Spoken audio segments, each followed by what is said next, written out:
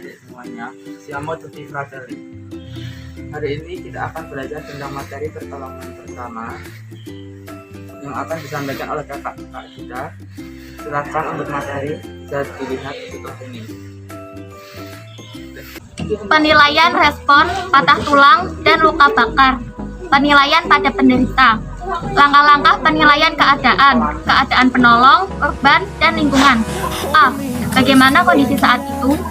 B. Kemungkinan apa saja yang terjadi? C. Bagaimana mengatasinya? Tugas penolong yaitu 1. Memastikan keselamatan penolong, penderita, dan orang-orang di sekitar lokasi kejadian. 2. Penolong harus memperkenalkan diri bila memungkinkan. 3. Menentukan keadaan umum, kejadian atau mekanisme cedera. 4. Mengenali dan mengatasi gangguan cedera yang mengancam nyawa. 5. Stabilkan penderita dan meneruskan pemantauan. 6. Minta bantuan bila diperlukan. Penolong juga sebaiknya mencari informasi tentang 1. Kejadian itu sendiri, 2. Penderita atau bila sadar, 3. Keluarga atau saksi, 4. Mekanisme kejadian, 5. Perubahan bentuk yang nyata atau cedera yang jelas, 6. Gejala atau tanda khas suatu cedera atau penyakit. Kesan umum penilaian dini. 1. Medis. Kasus medis adalah kasus yang diderita seseorang tanpa ada riwayat udah paksa. Contohnya, sesak napas, pingsan. 2. Trauma. Kasus trauma adalah kasus yang disebabkan oleh rudal yang dipaksakan dan memiliki tanda-tanda yang jelas. Contohnya, tulang patah, luka memar, dan lain-lain. Respon ASND. A. Awas, korban sadar dan mengetahui keberadaannya. S. Suara, korban hanya menjawab atau beraksi apabila dipanggil atau mendengar suara. N. Nyari tekan, korban beraksi terhadap rangsangan nyeri seperti subitan. E. Tidak respon, korban tidak beraksi terhadap rangsangan apapun. Nafas airway dapat dilakukan dengan teknik TDAD, tekan dahi angkat dagu. Jika sumbatan terlihat, mengambil sumbatan dengan teknik sapuan jari, sedangkan jika sumbatan tidak terlihat, mengambil sumbatan dengan Heimlich manuver. Pernapasan breathing. Penolong harus menentukan nafas korban dengan teknik LVR, lihat, dengar, rasakan selama 3-5 detik. Nafas normal bayi 25-50 kali per menit. Anak 1-8 tahun 15-30 kali menit. Dewasa 12-20 kali menit. Jika tidak ada nafas, maka lakukan resusitasi paru atau bisa dikenal dengan nafas buatan. Sirkulatory support, macam-macam nadi carotis leher, nadi rasi pergelangan tangan, nadi brachialis lengan atas bayi, nadi femoralis lipat paha, nadi diastematis tubuh kaki. Nadi normal bayi 180-150 kali per menit, anak 1-8 tahun 80-150 kali per menit, dewasa 80-90 kali per menit.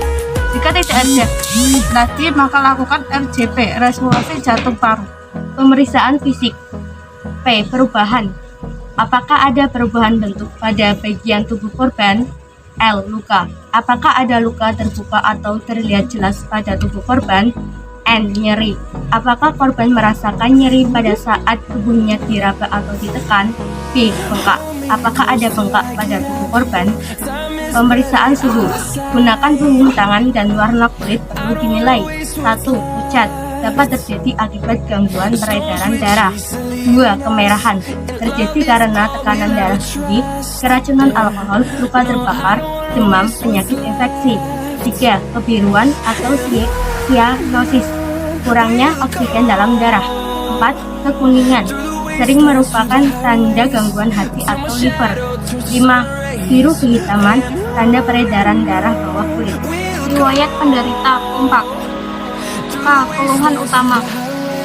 Sesuatu yang sangat dikeluhkan penderita, gejala yang hanya dapat dirasakan penderita. O. Obatannya diminum. Apakah penderita sedang mengalami proses pengobatan? Gangguan yang terjadi dapat disebabkan oleh obat-obatan tersebut. M. Makanan atau minuman terakhir. Hal ini dapat dijadikan dasar terjadinya kehilangan kesadaran. P. Penyakit yang diderita. Riwayat penyakit yang diderita atau pernah diderita yang mungkin berhubungan dengan keadaan penderita saat ini. A. Alergi. Apakah yang dialami ini adalah dampak dari alergi? K. Kejadian yang dialami penderita sebelum kecelakaan. Pendarahan yang terjadi akibat rusaknya dinding pembuluh darah yang disebabkan oleh ruda paksa atau trauma atau penyakit. Pendarahan dalam. Ciri pendarahan dalam: pertama, adanya memar, nyeri, bengkak, dan perubahan bentuk pada alat gerak. 2. Nyeri tekan pada dinding perut. 3. Muntah darah. 3 jenis pendarahan luar. 1. Pendarahan nadi. Ciri-cirinya adalah warna merah terang dan darah muncrat. Kedua, pendarahan vena. Ciri-cirinya ialah warna merah gelap dan darah mengalir. Ketiga, pendarahan kapiler. Ciri-cirinya adalah darah merembes dan lukanya lecet. Pengendalian pendarahan luar: 1. Tekan luka dengan jari atau telapak tangan. Kedua, tinggikan anggota tubuh yang cedera lebih tinggi dari jantung. Ketiga, tekan pada titik tekan, yaitu arten di atas daerah pendarahan.